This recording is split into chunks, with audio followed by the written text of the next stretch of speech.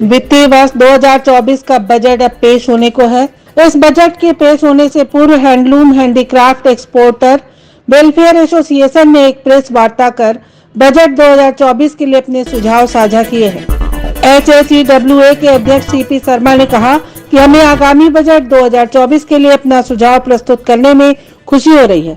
हमारे एसोसिएशन द्वारा हथकरघा, हस्तशिल्प, निर्यात के संवर्धन और विकास में विशेष रूप से MSME के क्षेत्र में अधिक जोर दिया गया है।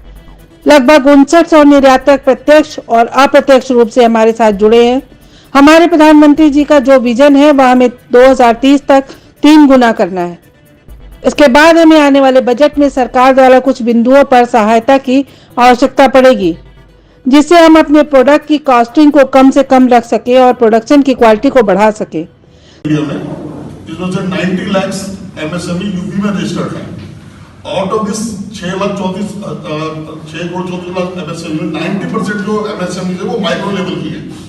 माइक्रो लेवल की यूनिट वो होती है जिनकी टर्नओवर 10 करोड़ से कम होती है, जिसमें 1 से लेकर 5 तक एम्प्लॉइज को एम्प्लॉय किया जाता है।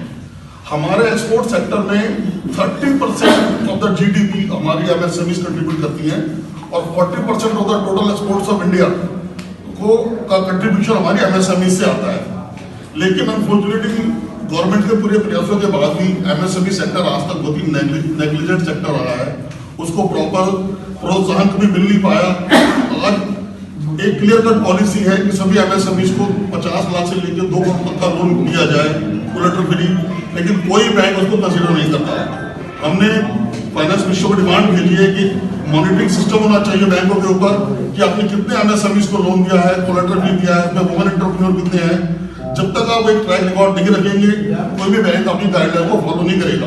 पॉलिसी बनाना बड़ा आसान है और उसको इम्प्लीमेंट करना बहुत ही मुश्किल काम है।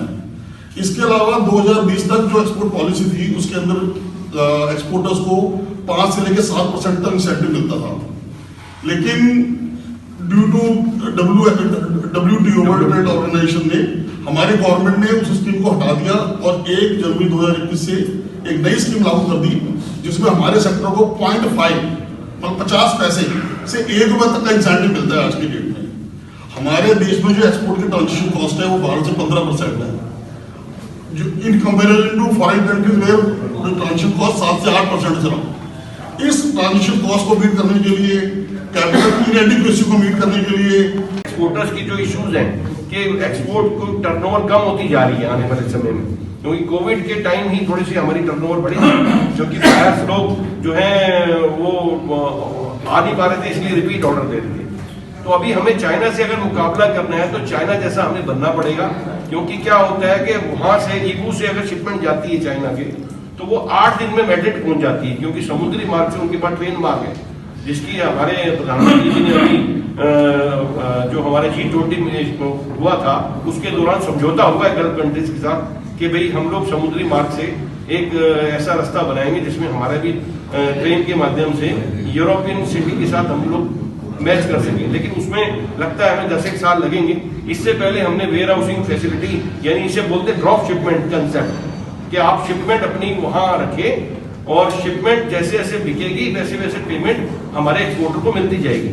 अभी हमने 50 लोगों के साथ एक सैंपल प्रोजेक्ट बनाया, धीरे धीरे ये हम लोग 500 एक्सपोर्टर तक लेके जाएंगे।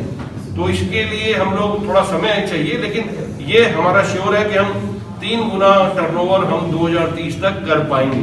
मैं हमारे जो सेक्रेटरी साहब हैं इसमें भी आंचल बोरा जी काम कर रहे हैं, थोड़ा सा प्रकाश डालेंगे।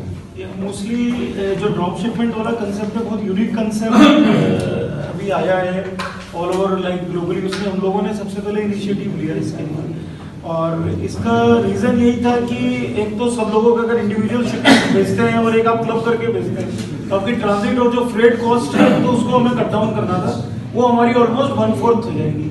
सेकंड थिंग, ये जो मिडिल मैन जो होते थे बीच में, इंपोर्टर्स होते थे, एक्सप्लॉइट करते थे प्राइस को लेकर के, अपना मार्कअप बढ़ा देते थे, वो सबको भी हम लोग मार्जिनलाइज करके डायरेक्टली